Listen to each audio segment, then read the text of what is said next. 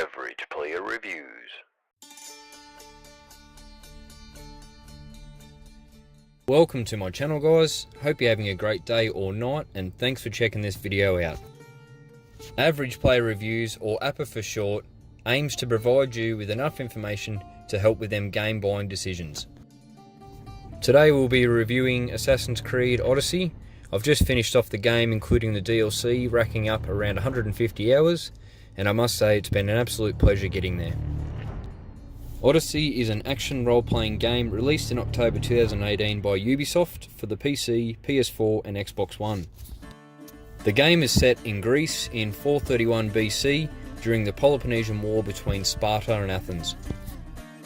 Assassin's Creed Odyssey puts you in the shoes of an assassin mercenary style character, in which it allows you to choose between Cassandra and Alexios.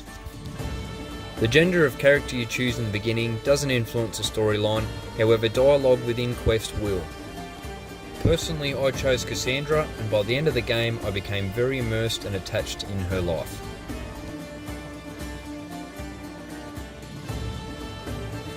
In this video I'll be going over 4 main points, being the visuals, audio, gameplay and the overall enjoyment of the game. So without further ado, let's get into it.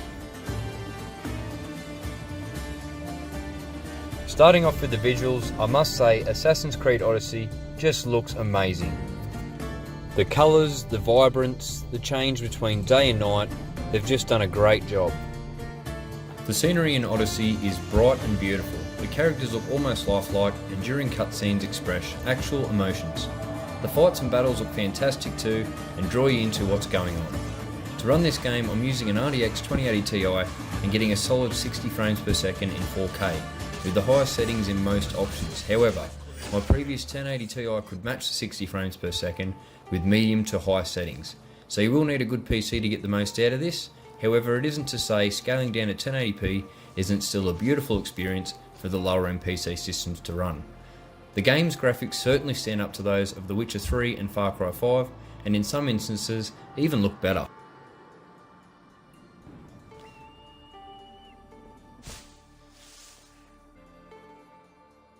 The overall colouring of the environment looks quite realistic, with a little extra colour saturation to make the whole thing pop.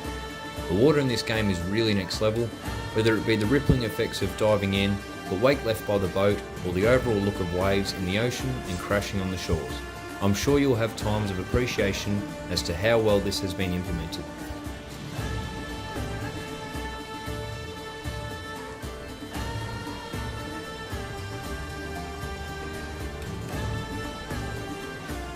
The sounds, guys, I feel they really complement the visuals, not overly exaggerated and sound how you would imagine swords and shields clanging together. The real highlights here are listening out for enemies nearby when going stealth, the sound of a camp going up in flames, or the various animals howling in the night as you're roaming the forest. This really adds to the immersion, even triggering a fright on the occasion, so well done Ubisoft for this one.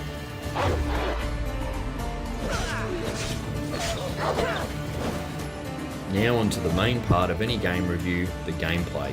I want to reiterate, I spent 150 hours in this game. There's only 2 other games I've put this much time into, being Skyrim and Rocket League. That alone says the game must be enjoyable. However, let me run you through the core game mechanics. Firstly, let's talk map size. This map is huge at roughly 130 square kilometers, so there's plenty to see and do.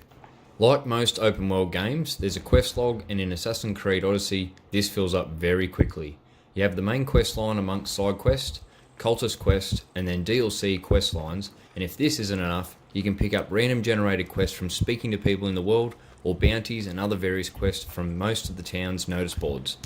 Most of the quests are enjoyable, and there is quite a bit of variance. However, in my opinion, there is just too many quests overall.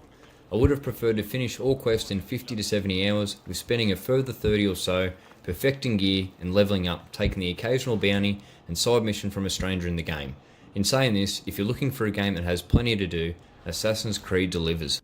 Other than the abundance of quests, you can level up your character with gear and weapons looted from the world or bought from a merchant. However, I don't recall using the merchant to buy gear from. Rather, sell my trade goods to, which in Odyssey is greatly organised and separate from the things you actually want to keep. Abilities in the game can be unlocked with progression through the game and spending points from each time you level up. You have 4 abilities for the bow and up to 8 abilities can be allocated to the melee range, giving a good enough variety to not get too bored with the same attack moves. On top of progressing your character, the ship can be upgraded also. From arrows and javelins to fire arrows to the hull of the ship and the crew aboard, there is plenty of leveling up that can be found in Odyssey. The main objective here in Odyssey is to progress through the quest line, along the way leveling up your character enough for the recommended level of each quest. Or you can turn most of the HUD off and indications off with exploration mode to just roam the world and enjoy what it truly is. The choice is yours in Odyssey. Speaking of choices, all dialogue generally have answers you will need to choose for your character, some more influential than others, and these do affect the way the storyline carries out. There were plenty of times I just saved before a quest just to see which choice I would prefer.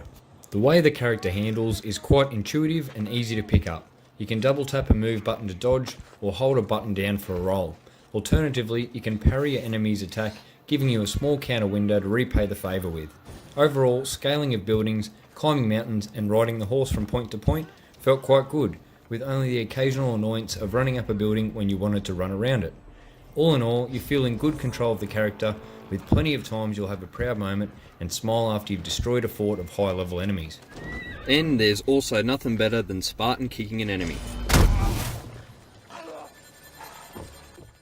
In conclusion, Assassin's Creed Odyssey is a delight to play and explore with plenty of new things to see and do. You will enjoy hours upon hours of checking off quests, interacting with the world, and increasing your character's skills and attributes. Now onto my rating system. I've rated each section of the video out of 10 with a combined score out of 50. For the visuals, I've given it a solid 9 out of 10, only losing a point for slight optimization issues, but overall runs very well and looks absolutely amazing. Sound quality is good, given could have been a touch better, but that's beginning to be quite picky, 7.5 out of 10. Gameplay gets an 8.5, handles well, intuitive character movement, and a joy executing special abilities. The story in Odyssey truly draws you in, so if you love a good game story, I'm positive that this is an experience worth having. Alternatively, you can skip the cutscenes if that's not your thing, and this won't take away from the gameplay experience, although I found myself watching at least 70% of the cutscenes. Ubisoft really give you the choice to follow the story or just focus on the gameplay. Enjoyment factor was very good. I even enjoyed new parts of the game towards the back end of the story, in which I still wanted to continue to explore and complete quests after 100 plus hours of gameplay. Value guys, this game is easily worth 100 Australian, even some 6 months after release. The number of hours you would get from this game is worth every cent. On Steam currently the game is around $90, with the ultimate pack being $170. I would suggest buying the base game first to see if this game is really for you, and grab the season pass later, or even after you've completed the base game. This will give you the added DLC and any upcoming episodes being built on. The great thing about the DLC with Odyssey is that it doesn't affect the base game as such, rather it extends the game for more hours of fun. Search around for the price, as you will be able to find this game for under $50 on sites such as CD Keys, which makes the purchase even more value for money. Overall, in my opinion, the game gets an overall score of 43 out of 50 or 86%. Do I recommend the game?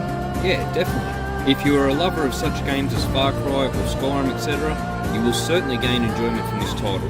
Not to say this wouldn't be enjoyed by almost any gamer, as Odyssey does have a lot to offer. Please let me know your thoughts guys on this video and the game. If you did find this helpful, let me know in the comments below, along with any other games you would like me to review. Thanks for tuning in and have a wonderful day or night.